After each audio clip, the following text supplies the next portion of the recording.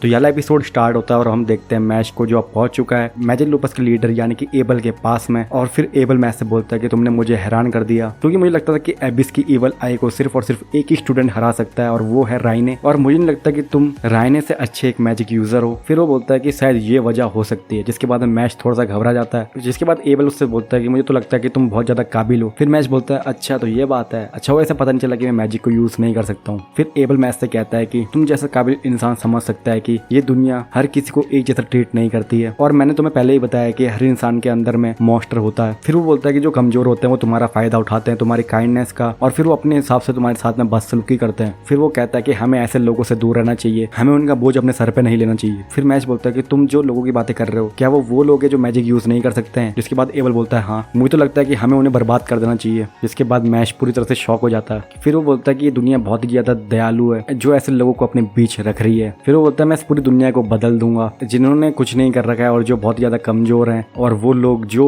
ऐसे लोगों को पनाह दे रहे हैं मैं उन सभी को खत्म कर दूंगा। जिसके बाद मैश याद करता है कि उसके फादर ने उसे बचपन से कैसे पाला है, जबकि उसके पास में कोई भी मैजिकल पावर मौजूद नहीं थी। तो हम देखते हैं कि उसके फादर ने उसे बहुत ही प्यार से बड़ा किया है, जो सच में काफी ज्यादा स्वीट लगता है वो मोमेंट। और उसके फादर उससे कह रहे होते हैं कि मैं तुम पे बहुत ही ज्यादा प्राउड हूँ कि तुम मेरे बेटे हो। जिसके बाद मैश एबल से बोलता है कि मैं तुम्हारी बातों को समझ चुका हूँ और जो तुम्हारी सोच है वो मेरे लिए प्रॉब्लम है, इसलिए मुझे लगता है कि हम कभी भी दोस्त नहीं बन सकते हैं। फिर एबल बोलता है कि अच्छा तो तुम मेरी बातों को नहीं समझ रहे हो, मुझे तो लगता है कि तुम बहुत ही ज्यादा बेवकूफ हो और तुम मुझसे ज्यादा कमजोर हो, इसलिए मुझे तुम्हें खत्म कर देना चाहिए। इसके बाद एबल मैश पर अपने पुतलों से हमला कर देता है। और फिर अगले सीन में हम देखते हैं कि मैजिक लूपस की मेंबर लव कॉरिडोर में घूम रही होती है और घूमते घूमते वो पहुंच जाती है मैजिक लूपस के बेस में, जहाँ पर वो देखती है कि दरवाजे को किसी ने तोड़ दिया है। और फिर जब वो अंदर देखती है तब उसे पता चलता है कि यहाँ पर तो एबल और मैश की लड़ाई हो रही है। फिर उसी के अगले सीन में हम देखते हैं कि मैश एबल के पुतलों को बहुत बुरी तरह से तोड़ता है, पर वो देखता है कि इसके अंदर में तो एसिड है। फिर वो उनसे दूर हो जाता है। जिसके बाद एबल मैश से बोलता है कि तुम ऐसे पुतलों को कैसे हराओगे जिनके अंदर में एसिड है। फिर हम देखते हैं कि मैश एक पुतले के सर को बॉल बनाकर बाकी पुतलों के ऊपर में फेंकता है, और वो इतना तेजी से उस बॉल को फेंकता है कि वो सभी के सभी एसिड वाले पुतले एक ही बार में खत्म हो जाते हैं, जो सच में देखने वाला सीन होता है और उसे देखकर लव भी हैरान रह जाती है। जिसके बाद मैश उन सभी पुतलों को तबाह करने के बाद में कहता है कि तुमने कहा था कि तुम मुझसे पावर में बड़े हो, पर अगर मैंने तुम्हें हरा दिया तो इसका मतलब ये हुआ ना कि तुम मुझसे पावर में छोटे हो। फिर मैश एबल से पूछता है कि तुमने लेमन के साथ में क्या किया। फिर एबल बोलता है कि लेमन, मुझे नहीं पता कि तुम किसके बारे में बात कर रहे हो, मैं तो सिर्फ और सिर्फ सभी स्टूडेंट से उनकी मैजिकल पावर को खींच रहा हूँ ताकि मैं उसे अपने इस्तेमाल के लिए यूज कर पाऊँ। फिर मैश बोलता है कि जो तुम कर रहे हो उसकी वजह से बाकियों को तकलीफ हो रही है। फिर एबल उससे बोलता है कि जो ताकतवर लोग होते हैं वो हमेशा कमजोर लोगों से जीतते हैं। फिर वो बोलता है कि ये ताकतवर लोगों का अधिकार है। फिर हम देखते हैं कि एबल मैश पर अपने 6 हाथों वाले पुतलों से हमला करवाता है। फिर एबल उससे बोलता है कि तुम इन्हें रोक नहीं पाओगे। जिसके बाद हम देखते हैं कि लव बोलती है कि यार ये तो गया, और जैसे ही सेंटेंस खत्म होने वाला होता है उतने में एबल की तरफ उसके पुतले उड़ के आ जाते हैं टूटी फूटी हालत में, क्योंकि मैश ने उन्हें एक ही पंच में खत्म कर दिया है। जिसके बाद एबल सोचता है यार ये तो पहले से बहुत ही ज्यादा ताकतवर हो चुका है। फिर हम देखते हैं कि मैश एबल की लाइन को दोहराता है और बोलता है कि तुमने सही कहा था, जो ताकतवर लोग होते हैं वो हमेशा कमजोर लोगों से कुछ न कुछ छीनते हैं और वो उनका अधिकार है, इसीलिए अगर मैं तुमसे जीत जाऊंगा तो तुम मुझे बताओगे कि तुमने लेमन को रखा कहाँ है। फिर एबल की शक्ल कुछ ऐसी हो जाती है और लव ये सब देखकर बोल रही होती है कि शायद मुझे यहाँ से चले जाना चाहिए। फिर हम देखते हैं कि एबल को पता चल जाता है कि यार ये बंदा सिर्फ बोलता नहीं है, ये करके भी दिखाता है। फिर मैश उससे बोलता है कि शुक्रिया। फिर एबल बोलता है कि मुझे सिर्फ इतना ही कहना था।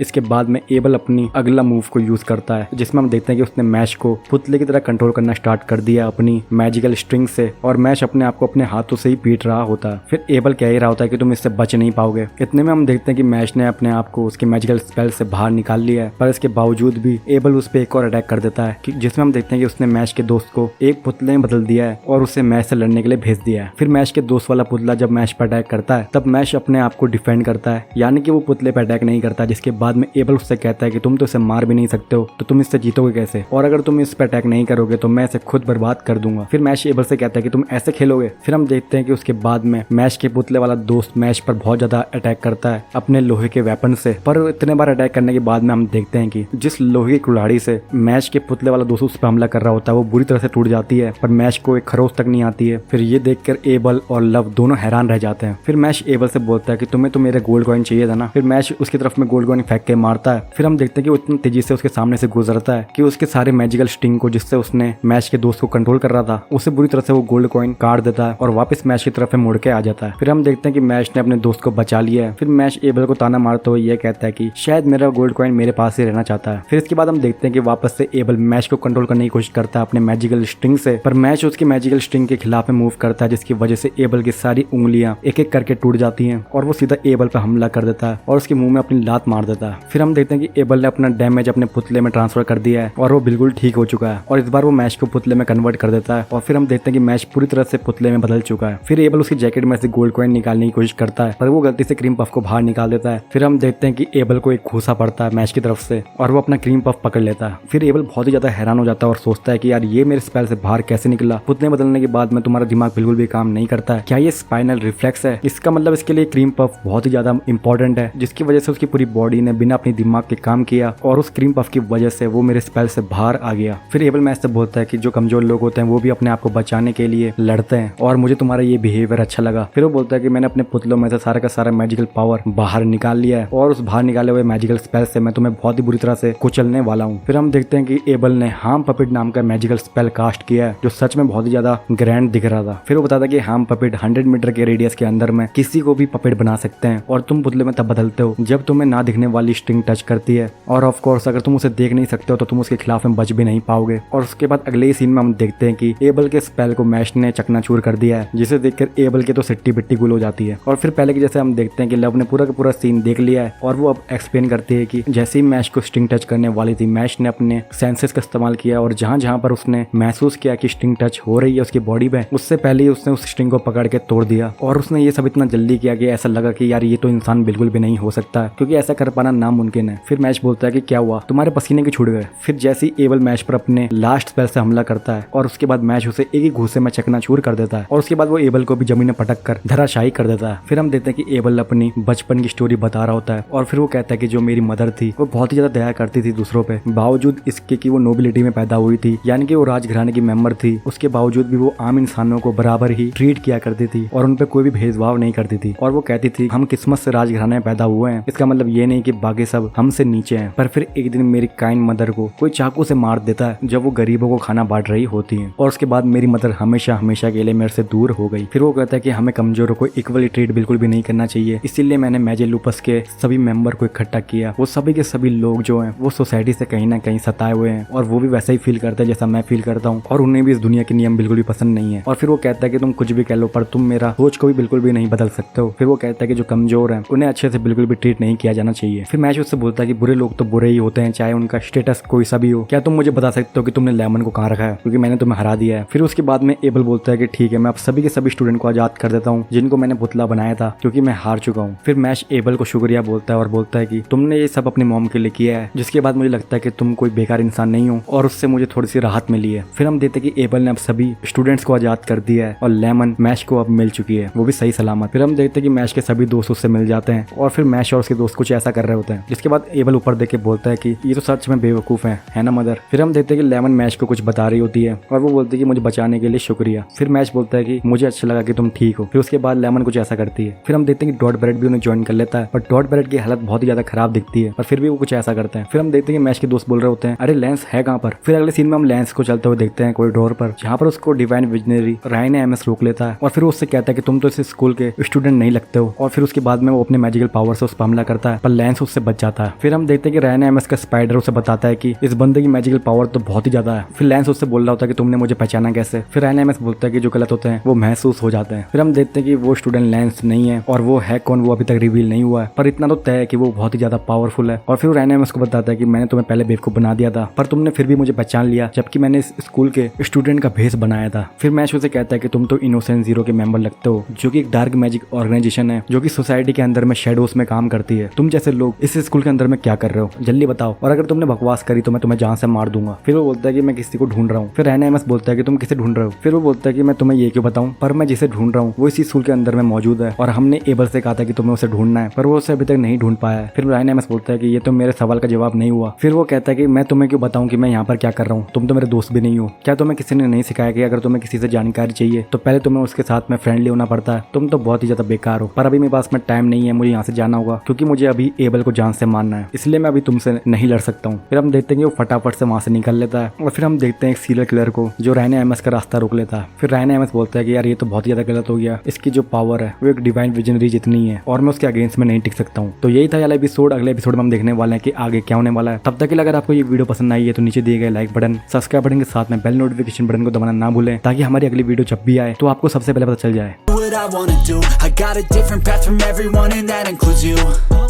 Who are you to tell me how to live life? In these times it feels like nobody's right, yeah. So I'ma figure out what else we succeed, and then invest all of my time into that and proceed. I need whatever the hell could make me happy, and I don't think you have a clue what could that